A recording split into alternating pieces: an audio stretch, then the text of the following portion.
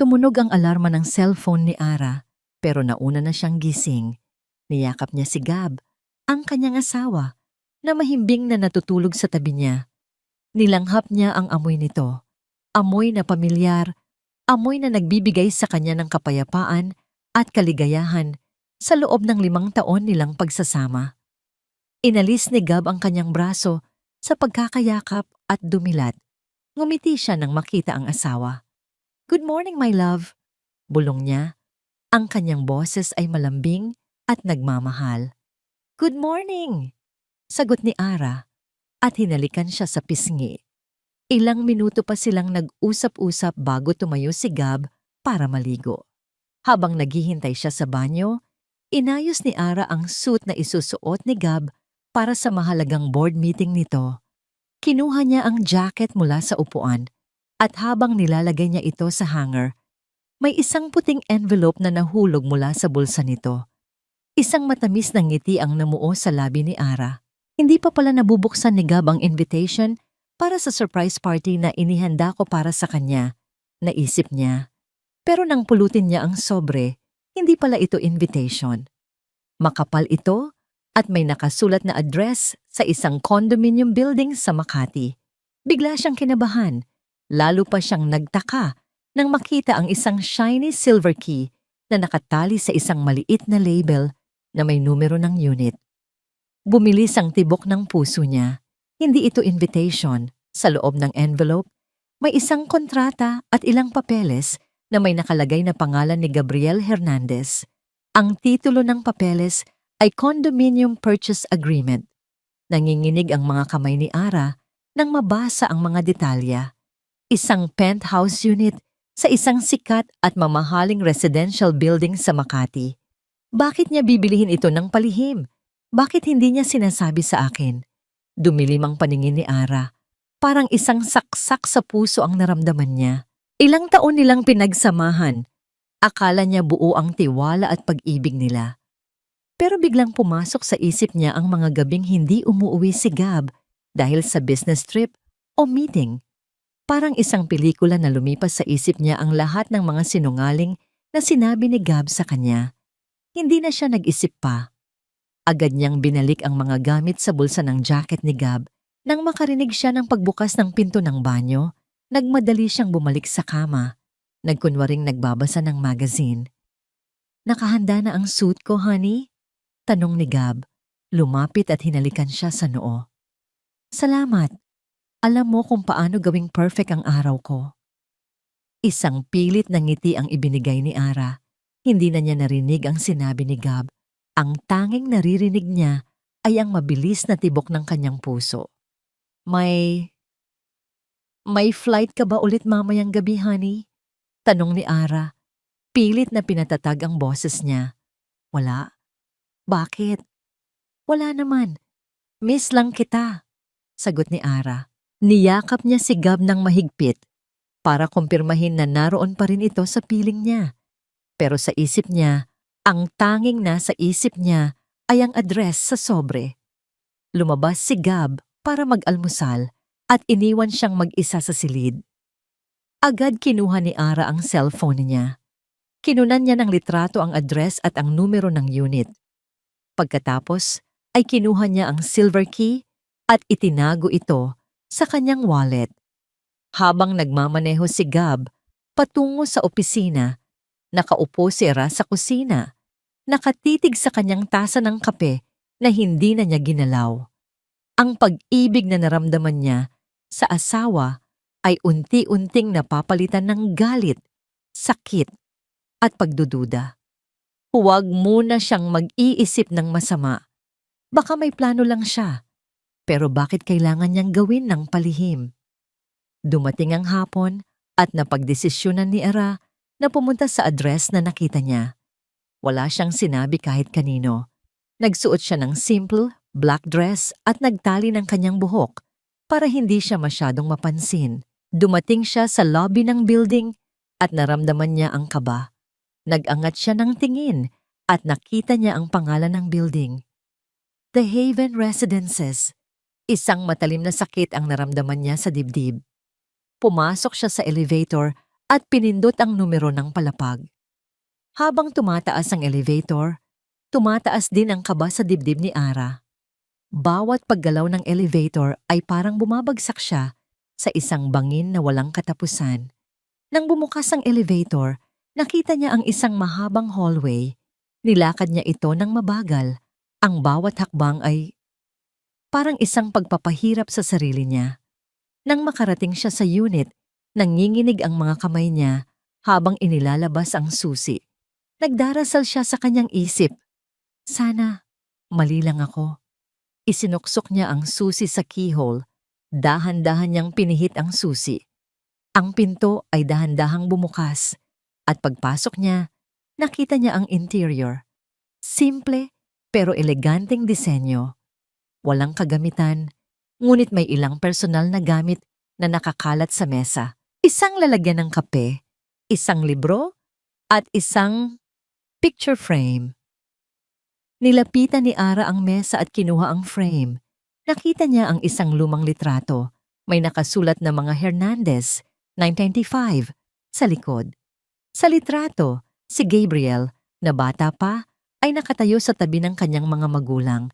Pero ang nakagulat kay Ara ay ang isang matandang babae na nakangiti sa likod ng pamilya ni Gab. At sa tabi nito, isang batang babae na mukhang pamilyar. Biglang bumukas ang pinto ng unit sa likod niya at narinig niya ang boses na tumawag sa pangalan niya. Ara, anong ginagawa mo dito? Ang boses ay mula sa batang babae sa litrato. Ang taong akala niya ay kilala niya. Ang mismong babaeng kakilala niya, si Catalina, ang taong akala niya ay kasamahan niya sa trabaho. Biglang bumagsak ang litrato sa kanyang kamay, ang salamin ay nabasag. Ang puso ni Ara ay parang durog na salamin, nasaksak, nabiyak, at natunaw sa isang iglap. Ang akala niyang pagtataksil ng asawa ay isang malaking hiwaga na ngayon niya lang nalaman. Nanlumo si Ara. Hindi niya inaasahang makikita si Catalina dito. Napatitig siya sa nakakabasag damdaming ng ngiti nito na parang wala lang itong ginagawang masama. Ara, anong ginagawa mo dito? Ulit ni Catalina, papalapit sa kanya. Hindi mo sinabi na darating ka. Naisip ni Ara na baka mali lang siya. Baka nagkakamali siya ng hinala. Baka may iba pang pamilya si Catalina na kaapelyido ni Gabriel. Pero ang lahat ng ito ay nawala sa isip niya nang makita niya ang mga damit at sapatos ni Gab sa sulok ng kwarto. Nakita niya ang pamilyar na wallet ni Gab sa ibabaw ng mesa. Nawasak ang puso ni Ara. Hindi mo sinabi na nandito ka. Kasama si Gab. Pabulong niyang sinabi. Nandito kami, pero hindi naman kami. Sagot ni Catalina. Hindi niya naiintindihan ang ibig sabihin ni Ara. Bakit, may problema ba? Hindi naman, umalis na ako. Sagot ni Ara. At tumakbo palabas ng unit. Sa labas, bumagsak siya sa sahig. Tumulo ang kanyang mga luha. Ang galit na naramdaman niya ay naghalo sa sakit at pagdududa. Hindi lang siya naloko ni Gab, kundi pati na rin ang kanyang kaibigan. Ang akala niya, kasamahan niya si Catalina, pero ang lahat ay naging kasinungalingan. Nagmamadali siyang bumalik sa kanyang kotse. Hindi na niya kayang manatili sa lugar na yon. Ang bawat salita na lumabas sa bibig ni Catalina ay parang isang patalim na tumusok sa kanyang puso. Hindi niya alam kung paano siya nakarating sa isang bar. Umupo siya sa isang sulok at umiinom ng umiinom. Ang lamig ng baso ay hindi sapat para pawiin ang init ng galit sa kanyang dibdib. Habang umiinom siya, may isang lalaki na lumapit sa kanya. Okay ka lang, ma'am? Tanong ng lalaki. Nag-angat si Ara ng tingin. Nakita niya ang isang matangkad at gwapong lalaki na may mapagkalingang ngiti sa labi. May hawak siyang tasa ng kape, hindi alak. Ito ay si Antonio Ramos, isang sikat na arkitekto na nakilala ni Ara sa isang business conference. Okay lang ako, sagot ni Ara at inubos niya ang laman ng baso. Hindi ka mukhang okay, ma'am, sabi ni Anton. Kung gusto mo, pwede mo akong sabihan ng problema mo. Naisip ni Ara na hindi niya dapat pagtiwalaan ng sinuman, pero ang kanyang puso ay naghahangad ng isang tao na makakasama niya sa panahong ito. Hindi ko alam kung kanino ako magtitiwala. Bulong niya. Nakinig si Anton sa kanya. Pinatahimik niya si Ara. Pagkatapos, nag-aalok siya ng isang plano. May isang paraan para makabawi ka. Hindi lang sa sakit na naramdaman mo, kundi pati na rin sa lahat ng pinaghirapan mo. Ano? Tanong ni Ara. May isang legal na paraan para makamit mo ang lahat ng sa kanya. Sagot ni Anton. Pwede tayong gumawa ng isang pekeng kontrata, isang pekeng kasunduan na nagsasaad na ang lahat ng mga ari-arian ni Gabriel ay mapupunta sa iyo bilang mo ang rightful heir. Pero, bakit mo ako tinutulungan? Tanong ni Ara. Gusto ko lang tulungan ng isang tao na nasasaktan. Sagot ni Anton. Hindi mo kailangang mag-alala. Gagawin natin ito sa paraan na walang sino man ang mag-iisip na ikaw ang may gawa. Sa unang pagkakataon sa gabing iyon, naramdaman ni Ara na may pag-asa.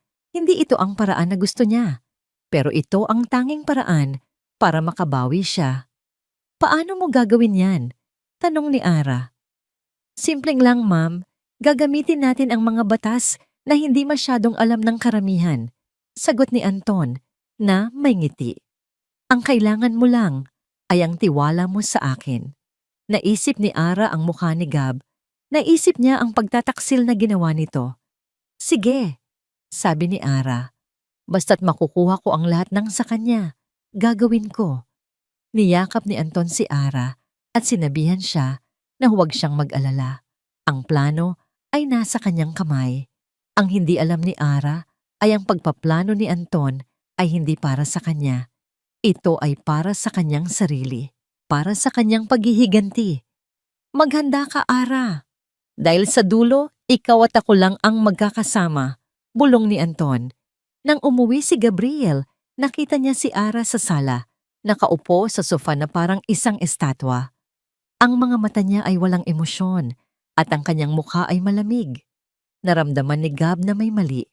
Hindi niya alam kung ano, pero alam niyang may nagbago sa pagitan nila. Honey, anong nangyari? Tanong ni Gab. Lumapit at umupo sa tabi ni Ara. Hinawakan niya ang kamay nito, pero agad na inalis ni Ara. Wala, sagot ni Ara. Pagod lang ako. Hindi naniwala si Gab. Alam niyang may tinatago si Ara. Ara, please, sabihin mo sa akin. Ano ba ang problema? Tumingin si Ara kay Gab at nakita niya sa mga mata nito ang pagmamahal. Sa sandaling iyon, halos masira ang plano ni Anton. Halos sabihin niya kay Gab ang lahat. Halos sabihin niya na alam na niya ang lahat. Pero biglang pumasok sa isip niya ang mukha ni Catalina. Ang galit ay muling bumalik. Wala ka bang dapat sabihin sa akin, Gab? Tanong ni Ara. Nag-isip si Gab. Gusto niyang sabihin ang lahat kay Ara, pero hindi niya magawa. Hindi niya kayang ilagay sa panganib ang asawa niya. Naisip niya ang lahat ng masasamang bagay na maaaring mangyari kung sasabihin niya ang tungkol sa kanyang mga kaaway. Wala, honey. Bakit? Tanong ni Gab. Wala naman. Sige, matulog ka na. May mahalaga kang meeting bukas, di ba?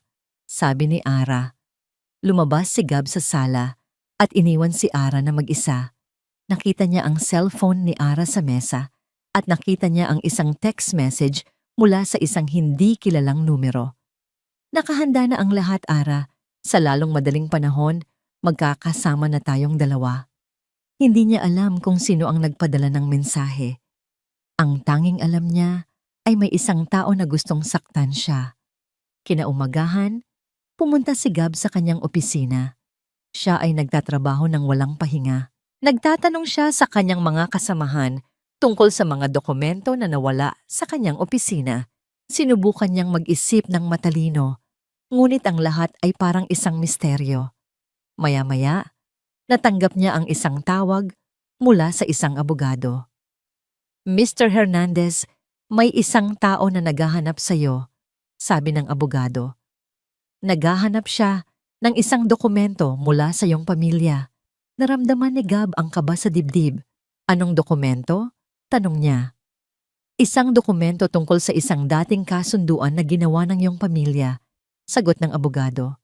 Hindi ko alam kung baksaan ito. Pero sinabi niya na ito ay para sa isang taong naghahanap ng hustisya. Pinutol ni Gab ang tawag. Alam niyang mayroong isang bagay na nangyayari. Alam niyang may isang tao na gustong saktan siya. Agad niyang tinawagan ang kanyang private investigator. Alamin mo kung sino ang naghahanap ng mga dokumento tungkol sa pamilya ko. Utos niya. Tumawag si Gab kay Ara. Gusto niyang sabihin ang lahat sa kanya. Gusto niyang ipaliwanag ang lahat ng mga lihim niya. Pero hindi niya magawa. Alam niyang hindi ito ang tamang oras. Samantala, nag-uusap si Ara at Anton. Binibigay ni Anton kay Ara ang mga dokumento na kailangan niya para sa plano. Ito ang lahat ng kailangan mo, Ara, sabi ni Anton. Kailangan mo lang gawin ang tama. Salamat, Anton, sagot ni Ara. Wala yon, sagot ni Anton na may malalim na ngiti. Gusto ko lang tulungan ka. Hindi alam ni Ara na si Anton ay nagpaplano ng mas malalim na bagay. Habang nag-uusap sila, narinig ni Gab ang boses ni Anton sa likod ng tawag. Agad niyang na-recognize ang boses. Ito ay ang lalaking nagpadala sa kanya ng mga anonymous message. Anton Ramos, bulong ni Gab. Kaya pala, alam ni Gab na si Anton ay isang kaaway ng kanyang pamilya. Alam niya na si Anton ay anak ng isang lalaki na sinira ng kanyang ama. Hindi niya alam na ginagamit ni Anton si Ara para sa paghihiganti niya. Tumakbo si Gab sa kanyang kotse. Pumunta siya sa kanyang opisina. Hinanap niya ang mga dokumento tungkol sa pamilya ni Anton. Nakita niya ang mga pangalan ng mga biktima ng kanyang ama. Sa isang folder, nakita niya ang isang litrato ni Anton na bata pa, kasama ang kanyang pamilya. Ang pamilya na sinira ng kanyang ama. Hindi ko hahayaang saktan mo ang asawa ko, bulong ni Gab. Mula nang magkasundo sila ni Anton, parang may kung anong malaking pader na naghihiwalay kay Ara at Gab. Bawat haplos ni Gab ay parang isang patalim na tumutusok sa balat ni Ara. Bawat tanong ni Gab ay parang isang pagpapahirap. Gusto niyang sabihin ang lahat kay Gab, pero natatakot siya. Natatakot siyang maging malungkot siya ulit. Kinabukasan, pumunta si Ara sa isang mahalagang pagtitipon. Ito ay isang business event na dinaluhan ng mga sikat na arkitekto, inhinyero, at mga negosyante sa Maynila. Ang layunin ng pagtitipon ay para sa isang malaking proyekto na ibibigay sa pinakamagaling na kumpanya. At ang kumpanya ni Gab ay isa sa mga napiling sumali. Habang naglalakad siya, nakita niya si Anton na nakikipag-usap sa isang grupo ng mga tao. Naglakad siya papalapit kay Anton at agad nang ngumiti si Anton nang makita siya. Ara, nandito ka pala, sabi ni Anton. Akala ko hindi ka darating. Kailangan ko, Anton, sagot ni Ara. Hindi ko pwedeng hayaang manalo si Gab sa proyektong ito. Kailangan ko siyang saktan sa paraang hindi niya inaasahan. Huwag kang mag-alala, Ara, sabi ni Anton. Sa dulo, ikaw at ako lang ang magkakasama. Magkakaroon tayo ng lahat ng kayamanan na gusto natin. Habang nag-uusap sila, nakita sila ni Gab. Lumapit siya sa kanila at agad na hinalikan si Ara sa pisngi. Saan ka galing, honey? Tanong ni Gab. Kanina pa kita hinahanap.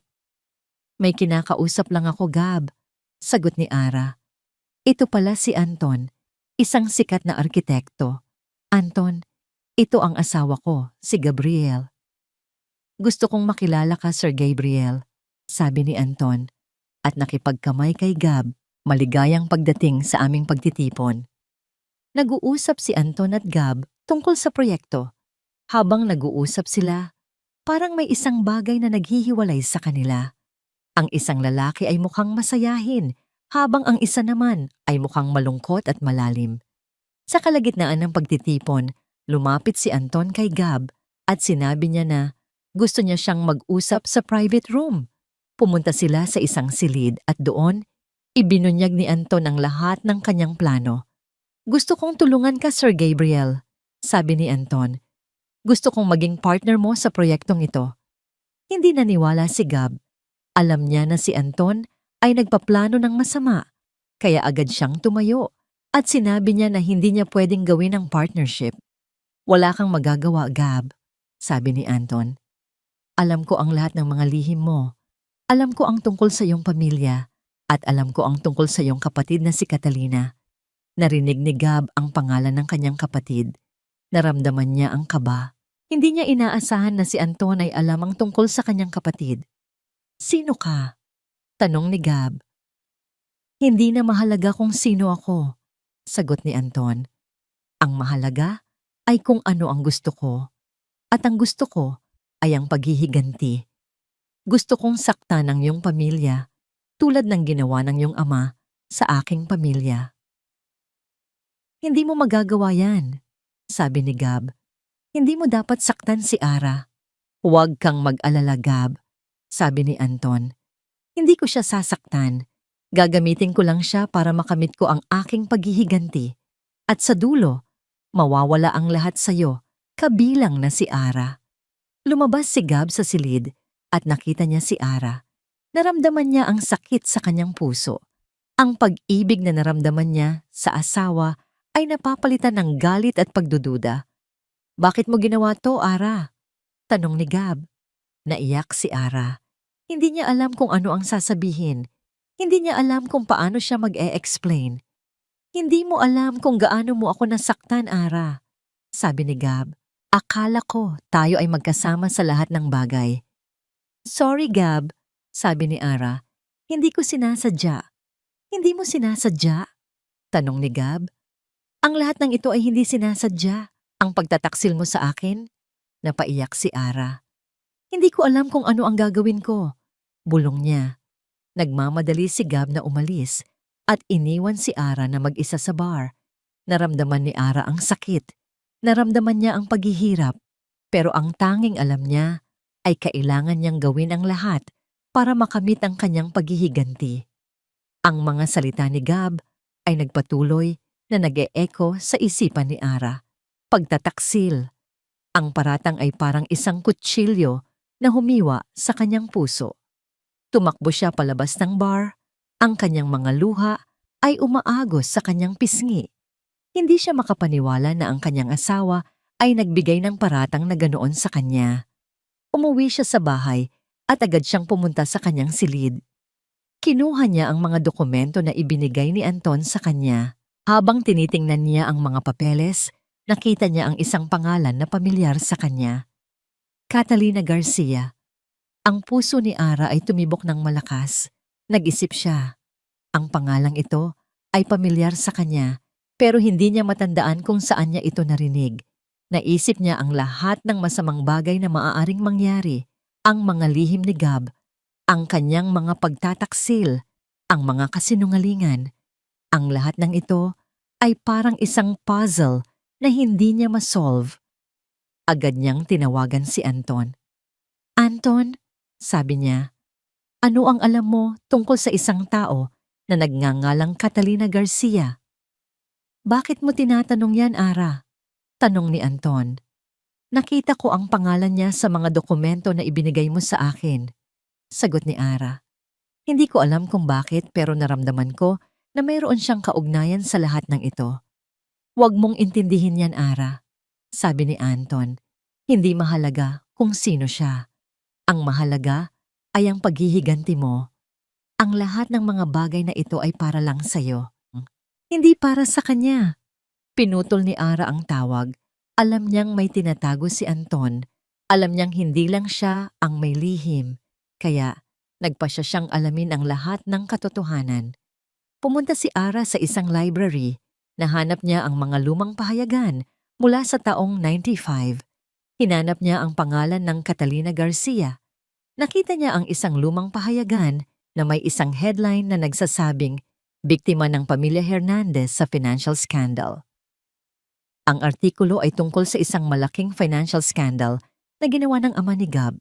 Ang ama ni Gab ay nagtago ng pera sa isang offshore account At ang mga biktima ay ang mga negosyante na siniraan niya. At isa sa mga biktima ay ang pamilya ni Catalina Garcia. Naiyak si Ara. Nalaman niya na hindi lang siya ang biktima. Ang pamilya ni Catalina ay biktima rin. Naisip niya ang mga masasamang bagay na ginawa niya kay Catalina. Naisip niya na ang kanyang kaibigan ay biktima rin. Agad siyang bumalik sa bahay. Nag-isip siya, bakit hindi sinabi ni Gab sa akin ang lahat ng ito? Tanong niya sa kanyang sarili. Bakit niya tinago ang lahat ng ito? Dahan-dahan siyang bumalik sa apartment ni Gab. Hindi niya alam kung ano ang gagawin niya. Gusto niyang magtanong kay Gab, pero natatakot siya. Natatakot siyang malaman ang katotohanan. Pumasok siya sa apartment. Tumakbo siya sa kanyang silid. Kinuha niya ang isang lumang kahon. Ang kahon ay puno ng mga lumang litrato ni Gab. Nakita niya ang isang litrato ni Gab na bata pa. Kasama ang kanyang pamilya. Nakita niya ang isang batang babae na nakangiti sa tabi ni Gab. Ang batang babae ay may suot na isang silver bracelet. Sa likod ng litrato, nakasulat ang pangalan ng batang babae. Catalina. Nagulat si Ara. Nalaman niya na si Catalina ay ang kapatid ni Gab. Nalaman niya na ang lahat ng masamang bagay na nangyari sa kanilang buhay ay dahil sa kanyang ama. Bakit? Bulong ni Ara. Bakit mo ginawa to, Gab? Biglang bumukas ang pinto sa likod niya. Narinig niya ang boses ni Gab. Ara? Anong ginagawa mo dito? Naiyak si Ara. Hindi niya alam kung paano siya mag-e-explain. Hawak niya ang litrato at nanginginig ang mga kamay niya. Alam ko na, sabi ni Ara. Alam ko na ang lahat. Ang tungkol sa'yo. Ang tungkol sa pamilya mo. Ang tungkol sa iyong kapatid na si Catalina. Lumapit si Gab kay Ara. Niyakap niya siya.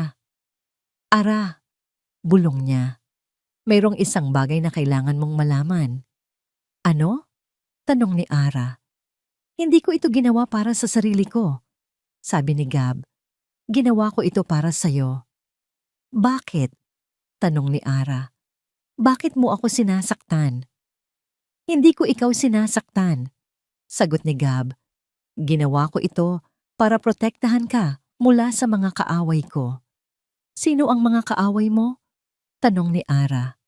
Si Anton, sagot ni Gab. Siya ang nagpaplano ng lahat ng ito. Siya ang gumagamit sa'yo para sa kanyang paghihiganti. Naiyak si Ara. Hindi ko alam kung sino ang magtitiwala ko. Bulong niya. Tiwala sa akin, Ara. Sabi ni Gab. Tiwala sa akin. Hindi kita sasaktan. Tumakbo si Gab sa labas at iniwan si Ara na mag-isa sa silid. Naramdaman ni Ara ang sakit sa kanyang puso. Ang pag-ibig na naramdaman niya sa asawa ay napapalitan ng galit at pagdududa. Hindi mapakali si Gab sa opisina. Ang pagiging tahimik at biglang pag-iwas ni Ara ay parang isang mabigat na ulap na bumalot sa kanilang bahay. Paulit-ulit niyang inaalala ang mga salita ni Ara, ang mga mata nitong walang emosyon, at ang coldness ng kanyang mga kamay. Naisip niya na may kinalaman ito sa kanyang mga sekreto. Doon, sa kanyang laptop, binuksan niya ang camera feed ng apartment sa Makati. Hindi niya ito ginagamit para sa pag-monitor, ngunit mayroong isang bagay sa kanyang puso na nagsasabi sa kanya na gawin ito. Napanood niya ang video mula sa huling 2 araw at nakita niya si Ara. Ang puso ni Gab ay kumabog ng mabilis nang makita niya ang kanyang asawa. Ang mukha nito ay nagpapahayag ng sakit at pagkagalit. Nakita niya kung paano bumagsak ang litrato sa kamay nito. Hindi niya maintindihan kung bakit nag-iba ang mukha ni Ara. Ano ang nangyari? Naramdaman ni Gab ang sakit. Alam niya na ang kanyang mga sekreto ay nagdudulot ng sakit sa kanyang asawa. Sinubukan niyang tawagan si Ara pero hindi niya ito sinagot. Nag-text siya pero walang reply. Maya-maya, tumunog ang kanyang cellphone. Isang unknown number. Sinagot niya ito. Gabriel Hernandez. Sabi ng isang boses na pamilyar sa kanya. Hindi mo ba ako naalala? Sino ito? Tanong ni Gab. Si Antonio Ramos, sabi ni Anton. Ang anak ng taong sinira ng iyong ama. Alam ko ang lahat, Gab. Ang tungkol sa iyong pamilya. Ang tungkol sa iyong kapatid na si Catalina. Alam ko ang lahat ng mga sekreto mo. Ang kamay ni Gab ay nanginginig.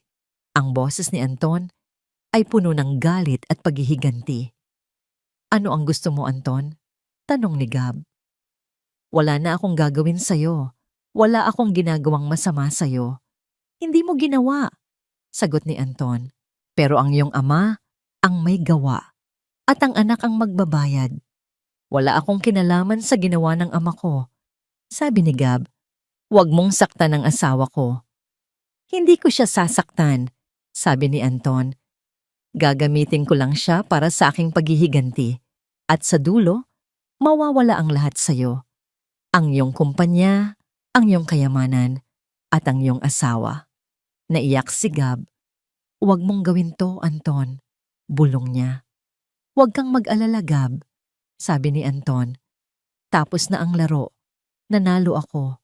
Sa loob ng ilang araw, ang lahat ng iyong kayamanan ay mawawala. Mawawala ang lahat ng pinaghirapan mo. At si Ara, siya ay magiging kasama ko. Pinutol ni Anton ang tawag. Nanlumo si Gab. Tumakbo siya palabas ng opisina. Sumakay siya sa kanyang kotse. Hindi niya alam kung saan siya pupunta.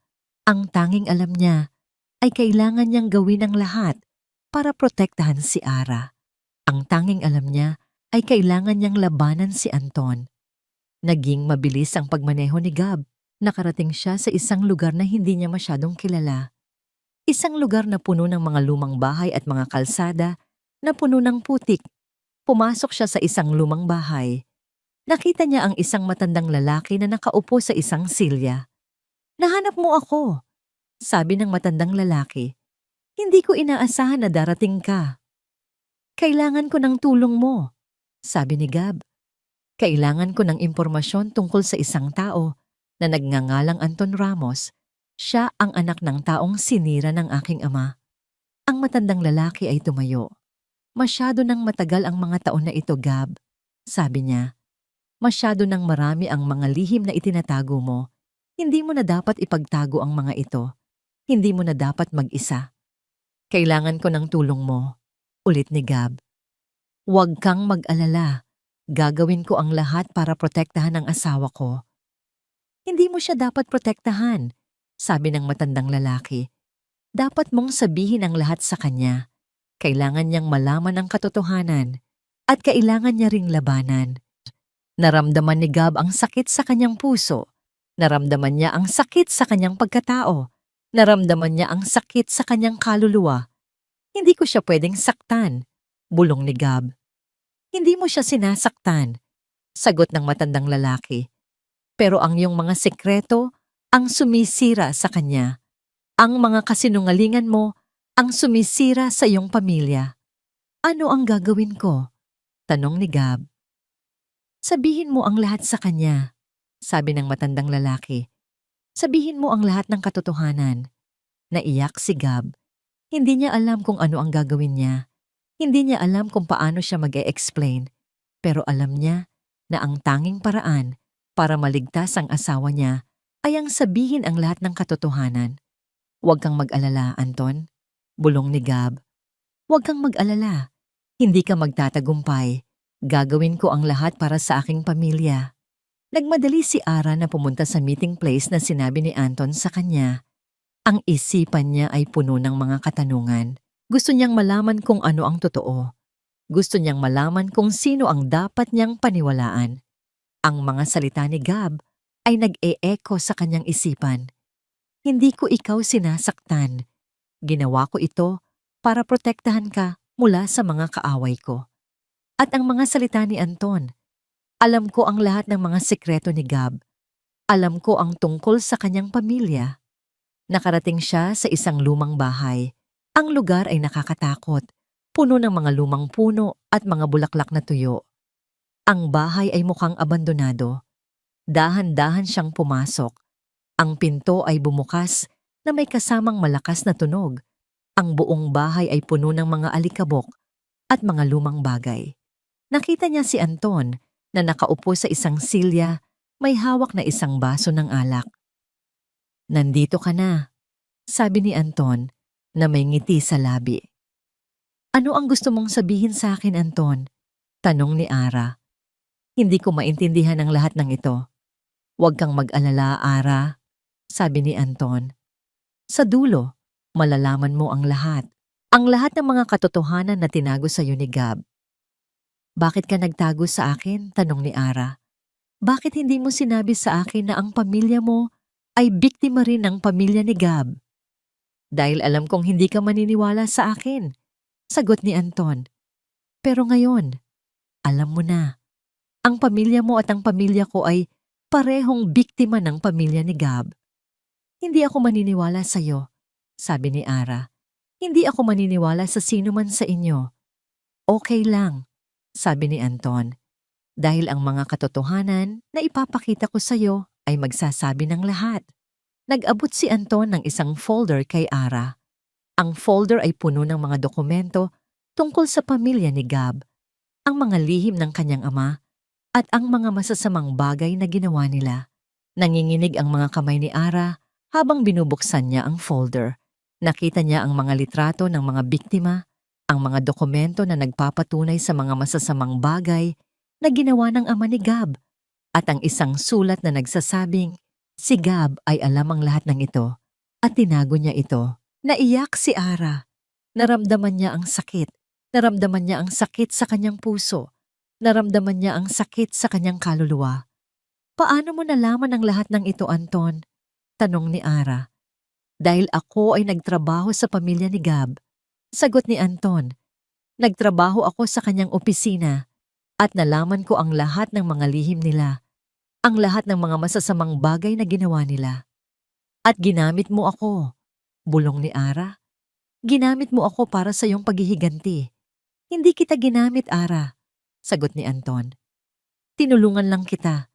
Tinulungan lang kita na makamit ang hustisya na karapat-dapat sa atin." Naiyak si Ara. Hindi niya alam kung ano ang gagawin niya. Hindi niya alam kung sino ang dapat niyang paniwalaan. Ang mga salita ni Gab ay nag-e-echo sa kanyang isipan. "Hindi kita sasaktan." At ang mga salita ni Anton, "Tinulungan lang kita." Biglang bumukas ang pinto sa likod niya. Narinig niya ang boses ni Gab. "Ara, ano ang ginagawa mo dito?" Nanlumo si Ara. Hindi niya inaasahan na makikita si Gab dito. "Gab!" bulong ni Ara. "Huwag kang mag-alala, Ara," sabi ni Gab. "Umalis ka na dito. Hindi mo alam kung anong uri ng tao siya." "Hindi mo alam kung anong uri ng tao siya, Gab?" tanong ni Anton na may ngiti sa labi. "Siya ay isang tao na naghahanap ng hustisya, isang tao na biktima rin ng iyong pamilya. Hindi mo dapat sirain ang aming pamilya," sabi ni Gab. "Ang iyong pamilya ang sumira sa aking pamilya," sagot ni Anton. "At ngayon, oras na para magbayad kayo." Naglabas si Anton ng isang baril. Itinutok niya ito kay Gab. "Hindi mo nababawiin ang lahat ng ito sa akin, Gab," sabi ni Anton. "Huwag mong gawin yan," sabi ni Gab. "Huwag kang mag-alala, Gab," sabi ni Anton. "Gagawin ko lang ang tama." Nagpumiglas si Ara. Sinubukan niyang pigilan si Anton, pero huli na. Ang baril ay tumunog at ang lahat ay nagdilim. Nang bumalik si Ara sa bahay, ang buong katawan niya ay nanginginig. Ang mga salita ni Anton, ang mga katotohanan na nalaman niya, ang lahat ng ito ay parang isang panaginip. Hindi siya makapaniwala. Pumasok siya sa silid. Kinuha niya ang laptop ni Gab, hinarap niya ito at binuksan niya ang kanyang email. Nakita niya ang isang email mula sa isang hindi kilalang tao. Ang email ay merong isang folder na nakakabit. Binuksan niya ito. Ang folder ay puno ng mga litrato at mga dokumento. Nakita niya ang mga litrato ni Gab kasama ang mga matatandang tao. Ang mga matatandang tao ay ang mga biktima ng kanyang ama. Nakita niya ang mga dokumento na nagsasabing si Gab ay nagbibigay ng pera sa mga biktima. Nakita niya ang mga sulat na nagsasabing si Gab ay nag-e-explain sa mga biktima tungkol sa ginawa ng kanyang ama. Naiyak si Ara. Naramdaman niya ang sakit. Naramdaman niya ang sakit sa kanyang puso. Naramdaman niya ang sakit sa kanyang kaluluwa. Bakit? Bulong ni Ara. Bakit mo ginawa to, Gab? Biglang bumukas ang pinto sa likod niya. Narinig niya ang boses ni Gab. Ara, anong ginagawa mo dito? Nanlumo si Ara. Hindi niya inaasahan na makikita si Gab dito. Gab! Bulong ni Ara. Ara, may sasabihin ako sa'yo, sabi ni Gab. May sasabihin ako sa'yo tungkol sa lahat ng ito. Alam ko na, Gab, sagot ni Ara.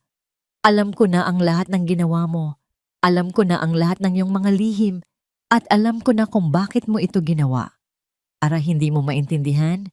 Sabi ni Gab. Hindi mo maintindihan ang lahat ng ito. Hindi ko maintindihan? Tanong ni Ara. Ang lahat ng ito ay parang isang malaking laro para sa'yo. Isang laro na puno ng kasinungalingan. Ara, hindi ako nagsisinungaling, sabi ni Gab.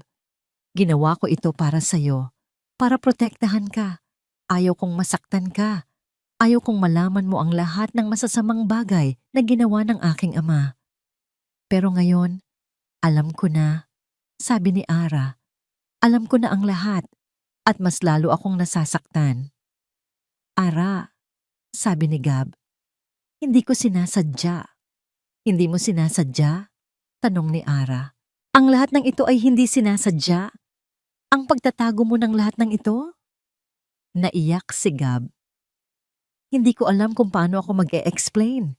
Bulong niya. Huwag kang mag-e-explain, Gab, sabi ni Ara. Dahil alam ko na ang lahat. Alam ko na kung sino ang dapat kong paniwalaan. At alam ko na kung sino ang dapat kong labanan. Niyakap ni Gab si Ara. Niyakap niya ito ng mahigpit. Ara, huwag kang maniwala sa kanya, sabi ni Gab. Siya ay isang taong may sakit. Siya ay isang taong gustong saktan ng iyong pamilya. Hindi, Gab, sabi ni Ara. Hindi ako maniniwala sa sinuman sa inyo. Hindi ako maniniwala sa sinuman. Lumabas si Gab sa silid at iniwan si Ara na mag-isa. Naramdaman ni Ara ang sakit sa kanyang puso. Naramdaman niya ang sakit sa kanyang pagkatao. Naramdaman niya ang sakit sa kanyang kaluluwa. Hindi ka dapat mag-isa, Ara, bulong ni Gab. Huwag kang mag-isa. Huwag kang mag-alala, Gab, sabi ni Ara. Hindi ako mag-iisa. Sa dulo, ako at ako lang ang magkakasama. At gagawin ko ang lahat para sa aking pamilya. Matapos ang masakit na pag-uusap nila ni Ara, hindi na bumalik si Gabriel sa bahay. Nagmaneho siya papunta sa opisina, nag-iisa at nalulunod sa pagkabigo. Buong gabi siyang nagtrabaho, sinusubukang ayusin ang gulo na nilikha ng kanyang ama. Hindi siya nakaramdam ng pagod. Ang tanging nararamdaman niya ay ang sakit. Pagkaumaga, tumawag siya kay Ara. Ara, sabi niya, please kausapin mo ako. Kailangan nating mag-usap. Hindi ito ang oras para sa away. Huwag ka nang tumawag, Gab, sagot ni Ara. Tapos na ang lahat. Masaya ako na malaman na ikaw ay isang taong may sakit. Ikaw ay isang taong may lihim. Ang puso ni Gab ay parang nabiyak. Ang mga salita ni Ara ay parang mga kutsilyo na humiwa sa kanyang puso. Hindi niya alam kung ano ang gagawin niya. Hindi niya alam kung paano siya mag-e-explain. Ara, hindi ako nagsisinungaling, sabi ni Gab. Ginawa ko ito para sa'yo. Para protektahan ka. Ayaw kong masaktan ka. Ayaw kong malaman mo ang lahat ng masasamang bagay na ginawa ng aking ama. Pero ngayon, alam ko na, sabi ni Ara. Alam ko na ang lahat at mas lalo akong nasasaktan. Kaya, huwag ka nang tumawag. Hindi ko na gustong makita ka. Pinutol ni Ara ang tawag.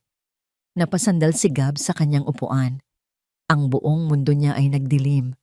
Ang lahat ng pinaghirapan niya ay parang nawawala na. Ang pag-ibig na naramdaman niya sa asawa ay napapalitan ng sakit at pagdududa. Biglang tumunog ang kanyang cellphone. Isang text message mula sa isang hindi kilalang numero. Oras na para magbayad, Gab. Ang lahat ng iyong kayamanan ay mawawala. At si Ara? Siya ay magiging kasama ko. Huwag kang mag-alala. Gagawin ko ang lahat para sa kanya. Gagawin ko ang lahat para sa aking paghihiganti. At sa dulo, mawawala ang lahat sa'yo, kabilang na si Ara. Naiyak si Gab. Naramdaman niya ang sakit. Naramdaman niya ang sakit sa kanyang puso. Naramdaman niya ang sakit sa kanyang kaluluwa. Hindi! Bulong ni Gab. Hindi ko hahayaang mangyari ito. Gagawin ko ang lahat para sa aking pamilya. Agad siyang pumunta sa kanyang opisina. Hinanap niya ang mga dokumento tungkol sa pamilya ni Anton. Nakita niya ang isang litrato ni Anton na bata pa, kasama ang kanyang pamilya. Ang pamilya na sinira ng kanyang ama. Bakit? Tanong ni Gab. Bakit mo ito ginagawa, Anton? Bakit mo kami sinasaktan? Nagmamadali si Gab na umalis.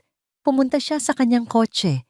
Naisip niya ang lahat ng masasamang bagay na maaaring mangyari kung sasabihin niya ang tungkol sa kanyang mga kaaway. Naisip niya ang lahat ng masasamang bagay na maaaring mangyari kung sasabihin niya ang tungkol sa kanyang kapatid na si Catalina. Hindi ko hahayaang mangyari ito, bulong ni Gab. Gagawin ko ang lahat para sa aking pamilya. Nagmaneho siya papunta sa isang lumang bahay. Ang lugar ay nakakatakot, puno ng mga lumang puno at mga bulaklak na tuyo. Ang bahay ay mukhang abandonado. Pumasok siya sa bahay. Nakita niya si Anton na nakaupo sa isang silya. May hawak na isang baso ng alak. Nandito ka na, sabi ni Anton. Hindi ko inaasahan na darating ka. Anton, huwag mong gawin to, sabi ni Gab. Huwag mong saktan si Ara. Huwag kang mag-alala, Gab, sabi ni Anton. Gagawin ko ang lahat para sa kanya. Gagawin ko ang lahat para sa aking paghihiganti. At sa dulo, mawawala ang lahat sa'yo, kabilang na si Ara. Hindi mo magagawa yan, sabi ni Gab. Hindi mo dapat saktan si Ara. Naglabas si Anton ng isang baril. Itinutok niya ito kay Gab. Hindi mo nababawiin ang lahat ng ito sa akin, Gab, sabi ni Anton. Huwag mong gawin yan, sabi ni Gab. Nagpumiglas si Gab. Sinubukan niyang pigilan si Anton, pero huli na. Ang baril ay tumunog, at ang lahat ay nagdilim. Ang tunog ng baril ay sumabog sa buong bahay. Si Gab ay nahulog sa sahig. Ang kanyang mga mata ay nanlaki, at ang kanyang mga kamay ay nanginginig. Nakita niya ang dugong umaagos mula sa kanyang balikat. Si Anton ay nakatayo sa harap ni Gab. Ang kanyang mga mata ay puno ng galit at paghihiganti. Hindi mo nababawiin ang lahat ng ito sa akin, bulong ni Anton. Anton, huwag mong gawin yan, sabi ni Gab. Wala akong kasalanan. Wala kang kasalanan? Tanong ni Anton. Ang lahat ng ito ay kasalanan mo. Ang iyong pamilya ang sumira sa aking pamilya. Ang iyong ama ang pumatay sa aking mga magulang. At ngayon, oras na para magbayad kayo. Narinig ni Ara ang tunog ng baril. Nagmamadali siyang pumunta sa bahay. Pumasok siya at nakita niya si Gab na nakahiga sa sahig. At si Anton ay nakatayo sa harap niya. Gab! Sigaw ni Ara. Tumakbo siya papalapit kay Gab. Niyakap niya ito. Gab, okay ka lang ba? Tanong ni Ara. Ara, bulong ni Gab. Umalis ka na dito. Hindi mo alam kung anong uri ng tao siya. Hindi ako aalis, Gab, sabi ni Ara. Hindi kita iiwan. Ara, huwag kang mag-alala, sabi ni Anton. Gagawin ko lang ang tama, ang paghihiganti sa aking pamilya. Hindi ito ang tamang paraan, Anton, sabi ni Ara. Ang paghihiganti ay hindi magbibigay sa iyo ng kapayapaan. Hindi ito magbibigay sa iyo ng kaligayahan. Anong alam mo tungkol sa paghihiganti? Tanong ni Anton. Ikaw ay isang babaeng walang alam. Isang babaeng nagpapaniwala sa mga kasinungalingan. Hindi ako walang alam, Anton, sagot ni Ara. Alam ko ang lahat. Alam ko na ang pamilya mo ay biktima rin. Alam ko na ang pamilya mo ay nasira rin. Pero hindi ito ang tamang paraan para makamit ang hustisya. Hindi ako maniniwala sa iyo, sabi ni Anton. Ikaw ay isang kasinungalingan. Hindi ako nagsisinungaling, Anton, sabi ni Ara. Ang tanging gusto ko ay ang katotohanan. At ang katotohanan ay ang lahat ng ito ay hindi dapat mangyari. Narinig ni Anton ang mga salita ni Ara. Ang kanyang mga mata ay puno ng luha. Naramdaman niya ang sakit. Naramdaman niya ang sakit sa kanyang puso. Hindi ko alam kung ano ang gagawin ko, bulong ni Anton. Huwag mong gawin yan, Anton, sabi ni Ara. Huwag mong gawin yan. Hindi mo dapat saktan ang iyong sarili. Hindi mo dapat saktan ang iba. Biglang dumating ang mga pulis. Kinunan nila si Anton. Ang baril ay nahulog sa sahig. Ang lahat ay nagdilim. Anton Ramos, sabi ng isang pulis, ikaw ay inaaresto dahil sa pag-atake sa isang tao. Hindi sumagot si Anton. Siya ay nakatingin lang kay Gab at Ara. Ang kanyang mga mata ay puno ng luha. Hindi ko ito ginawa para sa sarili ko, bulong ni Anton. Ginawa ko ito para sa aking pamilya. Hindi mo ito ginawa para sa iyong pamilya, Anton, sabi ni Ara. Ginawa mo ito para sa iyong sarili. Tama ka, sabi ni Anton. Ginawa ko ito para sa sarili ko. Ang mga pulis ay dinala si Anton. Iniwan nila si Gab at Ara na mag-isa. Niyakap ni Ara si Gab. Gab, okay ka lang ba? Tanong ni Ara. Okay lang ako. Sagot ni Gab. Salamat, Ara. Salamat sa'yo. Huwag kang mag-alala, Gab, sabi ni Ara. Hindi kita iiwan. Ara, sabi ni Gab, may isang bagay na kailangan mong malaman.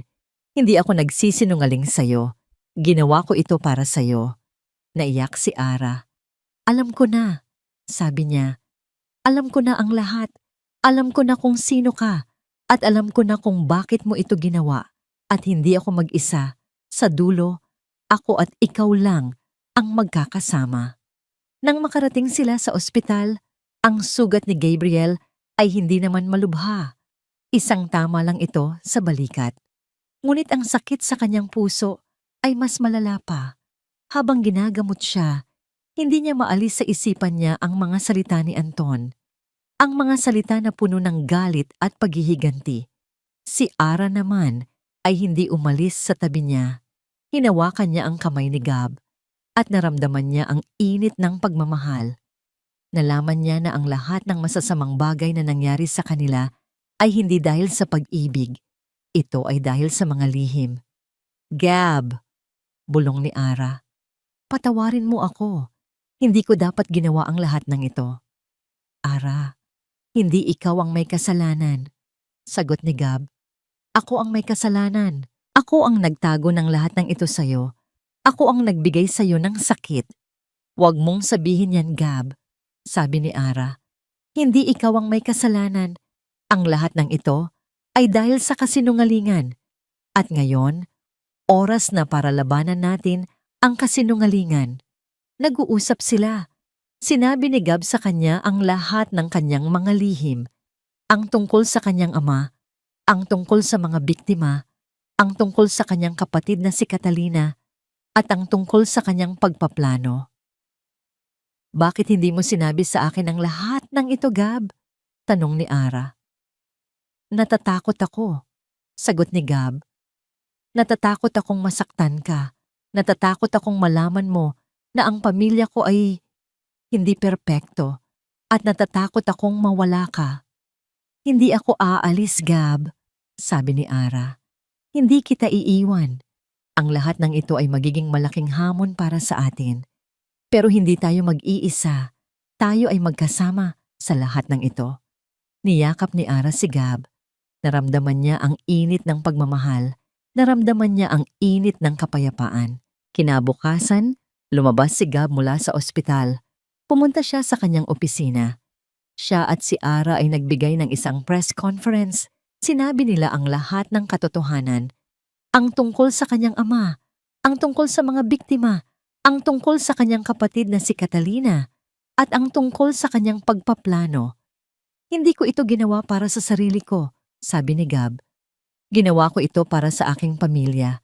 Ginawa ko ito para sa aking asawa. Ginawa ko ito para sa mga taong biktima ng aking ama. Ang mga mamamahayag ay nagtanong. Si Gab ay sumagot.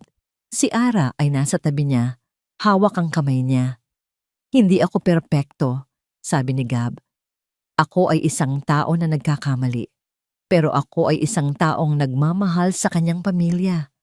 At gagawin ko ang lahat para protektahan sila. Naiyak si Ara. Naramdaman niya ang sakit. Naramdaman niya ang sakit sa kanyang puso. Naramdaman niya ang sakit sa kanyang kaluluwa. Huwag kang mag-alala. Gab, sabi ni Ara. Hindi ka mag-iisa. Sa dulo, ako at ikaw lang ang magkakasama. At gagawin ko ang lahat para sa aking pamilya. Niyakap ni Ara si Gab. Naramdaman niya ang init ng pagmamahal. Naramdaman niya ang init ng kapayapaan. Kailangan nating magsimulang muli, di ba? Tanong ni Ara. Oo, sagot ni Gab. Kailangan nating magsimulang muli. Matapos ang press conference, nagpasya si Ara at Gab na pansamantalang lumayo muna sa media at sa mata ng publiko. Nagrenta sila ng isang simpleng bahay sa labas ng Maynila. Isang maliit na paraiso na malayo sa lahat ng gulo at ingay ng syudad. Sa lugar na ito, wala silang dapat itago. Wala silang dapat ikatakot. Ang mga araw ay lumipas ng mabilis. Sa umaga, si Gab ay nagtatrabaho sa kanyang laptop, sinusubukang ayusin ang lahat ng problema na nilikha ng kanyang ama. Sa gabi, si Ara ay nagluluto ng masasarap na pagkain para sa kanilang dalawa. Isang araw, habang nag-e-edit si Ara ng mga litrato, nakita niya ang isang lumang album ng kasal nila. Niyakap niya ito ng mahigpit at naramdaman niya ang sakit sa kanyang puso. Okay ka lang ba, honey? Tanong ni Gab. Lumapit at niyakap siya mula sa likod. Oo, Gab, sagot ni Ara. Okay lang ako. Masaya lang ako na magkasama tayo. Ako rin, Ara, sabi ni Gab. Masaya ako na bumalik ka sa akin. Hindi ako aalis, Gab, sabi ni Ara. Hindi kita iiwan. Niyakap ni Gab si Ara. Salamat, Ara, bulong niya. Salamat sa pagbibigay sa akin ng pangalawang pagkakataon. Tumagal ang paglalakbay ng dalawa. Si Gab ay nakipag-usap sa mga biktima ng kanyang ama. Nagbigay siya ng pera at nag-e-explain sa kanila tungkol sa ginawa ng kanyang ama. Ang mga biktima ay nalulungkot, pero hindi sila nagagalit. Sila ay nagpatawad. Isang araw, habang naglalakad si Ara at Gab, nakita nila ang isang matandang babae na nakaupo sa isang silya. Siya ay si Catalina, ang kapatid ni Gab. Catalina, tanong ni Gab. Ikaw ba yan? Oo, Gab, sagot ni Catalina. Ako to. Niyakap ni Gab ang kanyang kapatid. Bakit mo ito ginawa, Catalina? Tanong ni Gab. Bakit mo ako sinaktan? Hindi ko alam, bulong ni Catalina. Sinabi sa akin ni Anton na dapat kong gawin ang lahat para sa aking pamilya. Sinabi niya na dapat kong saktan ang iyong pamilya. Hindi mo dapat gawin yan, Catalina, sabi ni Gab. Hindi mo dapat saktan ang iyong sarili. Hindi mo dapat saktan ang iba. Naiyak si Catalina. Patawarin mo ako, Gab, bulong niya. Patawarin mo ako. Oo, Catalina, sagot ni Gab. Patawarin kita. Niyakap ni Catalina si Gab. Ang lahat ay nagbago. Ang lahat ng masasamang bagay na nangyari sa kanila ay parang isang panaginip. Gab, bulong ni Catalina. Mayroon akong isang bagay na ibibigay sa'yo. Ibinigay ni Catalina kay Gab ang isang lumang notebook. Ang notebook ay puno ng mga litrato at mga sulat na nagsasabing si Anton ay may sakit. Siya ay isang taong may sakit sa pag-iisip. Ang lahat ng ito ay kasinungalingan. Bulong ni Catalina. Ang lahat ng ito ay kasinungalingan. Naiyak si Gab. Salamat, Catalina, sabi niya. Salamat. Niyakap ni Gab ang kanyang kapatid. Niyakap niya ito ng mahigpit. Huwag kang mag-alala, Catalina, sabi ni Gab. Hindi ka na mag-iisa. Sa dulo, ako at ikaw lang ang magkakasama. Hindi, Gab, sabi ni Catalina. Hindi ako mag-iisa. Sa dulo, ako at ako lang ang magkakasama. At gagawin ko ang lahat para sa aking pamilya. Matapos ang masakit na pag-uusap nila ni Catalina, naramdaman ni Gabriel ang sakit sa kanyang puso. Ang lahat ng masasamang bagay na nangyari sa kanila ay parang isang panaginip. Ang kanyang kapatid ay buhay pa, ngunit siya ay may sakit sa pag-iisip. Niyakap ni Gab si Ara. Ara, bulong niya. Mayroong isang bagay na kailangan mong malaman. Si Anton ay may sakit sa pag-iisip. Ang lahat ng ito ay hindi dahil sa paghihiganti. Ito ay dahil sa kanyang sakit. Naiyak si Ara. Naramdaman niya ang sakit. Naramdaman niya ang sakit sa kanyang puso. Naramdaman niya ang sakit sa kanyang kaluluwa. Saan natin siya hahanapin, Gab? Tanong ni Ara. Hindi ko alam, sagot ni Gab. Pero alam ko na siya ay nasa isang lugar na malayo sa lahat. Sa isang lugar na puno ng kalungkutan. Niyakap ni Gab si Ara. Niyakap niya ito ng mahigpit. Huwag kang mag-alala, Ara, sabi ni Gab. Hindi ka na mag-iisa. Sa dulo, ako at ikaw lang ang magkakasama. Hindi, Gab, sabi ni Ara. Hindi ka na mag-iisa. Sa dulo, ako at ikaw lang ang magkakasama. At gagawin ko ang lahat para sa aking pamilya. Naglakbay si Gab at Ara. Sila ay naghahanap kay Anton sa lahat ng dako. Sa huli, nahanap nila siya sa isang lumang bahay sa isang lugar na puno ng mga puno. Si Anton ay nakaupo sa isang silya, may hawak na isang baril. Anton, sabi ni Gab, huwag mong gawin yan. Huwag mong saktan ang iyong sarili. Huwag kang mag-alala, Gab, sabi ni Anton. Gagawin ko lang ang tama. Ang paghihiganti sa aking pamilya, ang paghihiganti sa aking buhay. Hindi ito ang tamang paraan, Anton, sabi ni Ara. Ang paghihiganti ay hindi magbibigay sa iyo ng kapayapaan. Hindi ito magbibigay sa iyo ng kaligayahan. Naiyak si Anton. Naramdaman niya ang sakit. Naramdaman niya ang sakit sa kanyang puso. Naramdaman niya ang sakit sa kanyang kaluluwa. Hindi ko alam kung ano ang gagawin ko, bulong ni Anton. Huwag mong gawin yan, Anton, sabi ni Ara. Huwag mong gawin yan. Hindi mo dapat saktan ang iyong sarili. Hindi mo dapat saktan ang iba. Biglang dumating ang mga pulis. Kinunan nila si Anton. Ang baril ay nahulog sa sahig. Ang lahat ay nagdilim. Anton Ramos, sabi ng isang pulis. Ikaw ay inaaresto dahil sa pag-atake sa isang tao. Hindi sumagot si Anton. Siya ay nakatingin lang kay Gab at Ara. Ang kanyang mga mata ay puno ng luha. Hindi ko ito ginawa para sa sarili ko, bulong ni Anton. Ginawa ko ito para sa aking pamilya. Hindi mo ito ginawa para sa iyong pamilya, Anton, sabi ni Ara. Ginawa mo ito para sa iyong sarili. Tama ka, sabi ni Anton. Ginawa ko ito para sa sarili ko. Ang mga pulis ay dinala si Anton. Iniwan nila si Gab at Ara na mag-isa. Niyakap ni Ara si Gab. Gab, okay ka lang ba? Tanong ni Ara. Okay lang ako, sagot ni Gab. Salamat, Ara. Salamat sa'yo. Huwag kang mag-alala, Gab, sabi ni Ara. Hindi kita iiwan. Ara, sabi ni Gab, may isang bagay na kailangan mong malaman. Hindi ako nagsisinungaling sa'yo. Ginawa ko ito para sa'yo. Naiyak si Ara. Alam ko na, sabi niya. Alam ko na ang lahat. Alam ko na kung sino ka. At alam ko na kung bakit mo ito ginawa. At hindi ako mag-isa.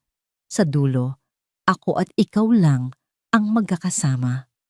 Niyakap ni Gabriel si Ara ng mahigpit. Ang lahat ng sakit, galit at pagdududa ay parang nawawala na. Ang mga salita ni Anton ay parang isang panaginip. Ang tanging nararamdaman niya ay ang pagmamahal.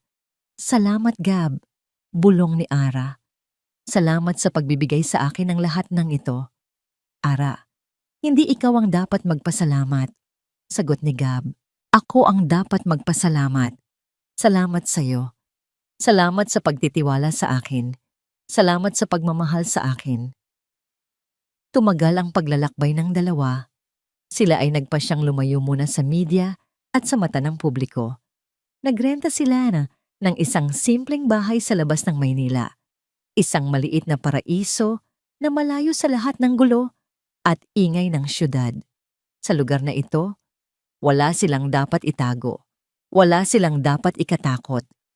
Ang mga araw ay lumipas ng mabilis. Sa umaga, si Gab ay nagtatrabaho sa kanyang laptop. Sinusubukang ayusin ang lahat ng problema na nilikha ng kanyang ama. Sa gabi, si Ara ay nagluluto ng masasarap na pagkain para sa kanilang dalawa. Isang araw, habang naglalakad si Ara at Gab, nakita nila ang isang lumang bahay. Ang bahay ay puno ng mga bulaklak at mga halaman. Ang bahay ay mukhang masaya at mapayapa. Gab, gusto ko ang bahay na ito, sabi ni Ara. Gusto ko ang bahay na ito dahil sa lahat ng ito ay parang isang bagong simula. Oo, Ara, sagot ni Gab. Ito ay isang bagong simula. Nagpasya silang bumili ng bahay.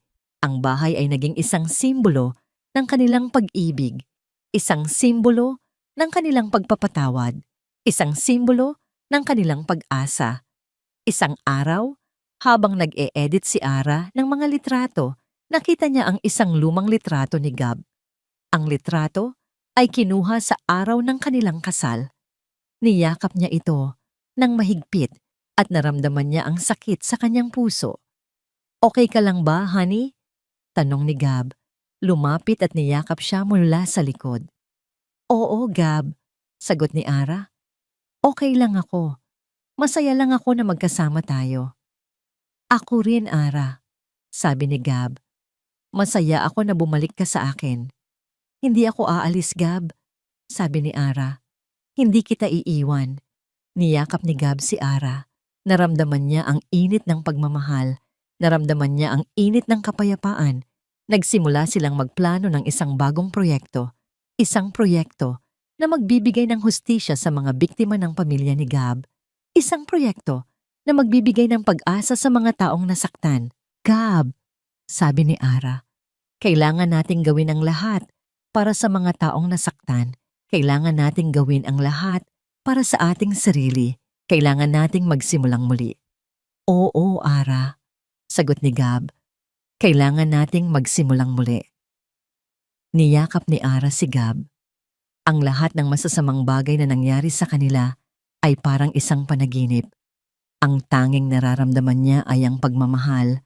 Huwag kang mag-alala, Gab, sabi ni Ara. Hindi ka na mag-iisa. Sa dulo, ako at ikaw lang ang magkakasama at gagawin ko ang lahat para sa aking pamilya. Ang bagong bahay nila Ara at Gab ay naging kanlungan. Sa bawat sulok nito, nararamdaman ang kapayapaan na matagal na nilang hinahanap.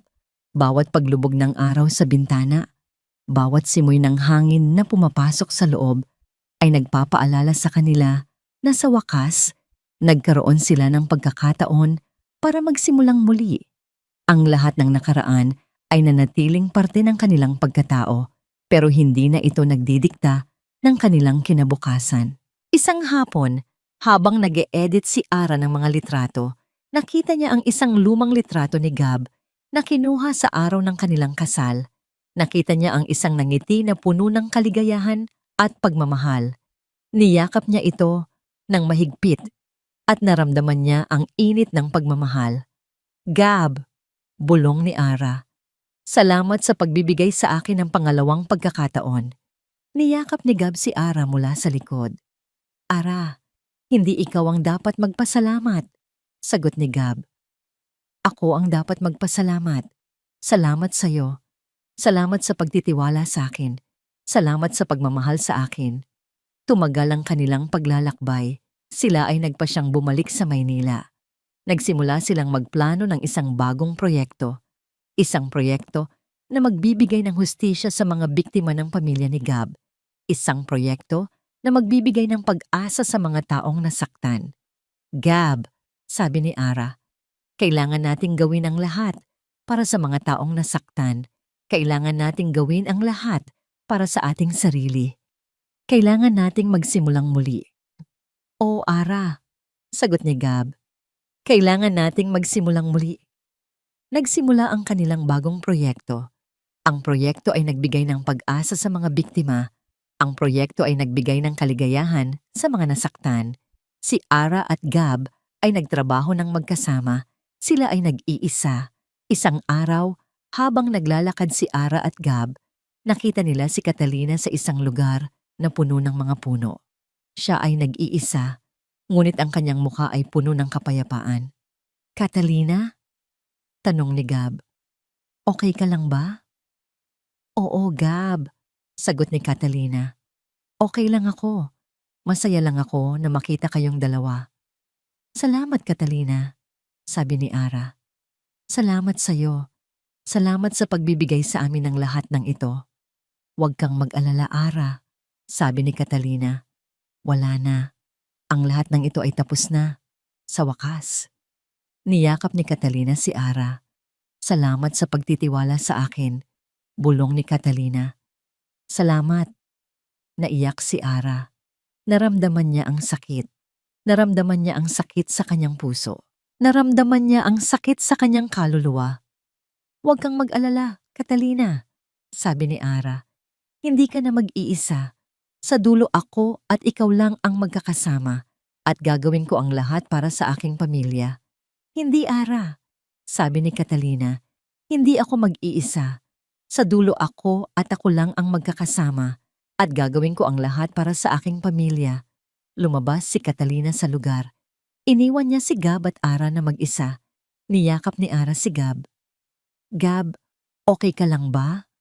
Tanong ni Ara. Okay lang ako, sagot ni Gab. Salamat, Ara. Salamat sa'yo. Huwag kang mag-alala, Gab, sabi ni Ara. Hindi kita iiwan. Ara, sabi ni Gab, may isang bagay na kailangan mong malaman. Hindi ako nagsisinungaling sa'yo. Ginawa ko ito para sa'yo. Naiyak si Ara. Alam ko na, sabi niya. Alam ko na ang lahat. Alam ko na kung sino ka. At alam ko na kung bakit mo ito ginawa. At hindi ako mag-isa. Sa dulo, ako at ikaw lang ang magkakasama. Nagsimula silang maglakad. Ang araw ay lumubog. Ang mga bituin ay lumabas. Ang lahat ay tahimik at payapa. Ang lahat ng masasamang bagay na nangyari sa kanila ay parang isang panaginip. Ang tanging nararamdaman niya ay ang pagmamahal. At dito nagtatapos ang kwento ni Ara at Gabriel.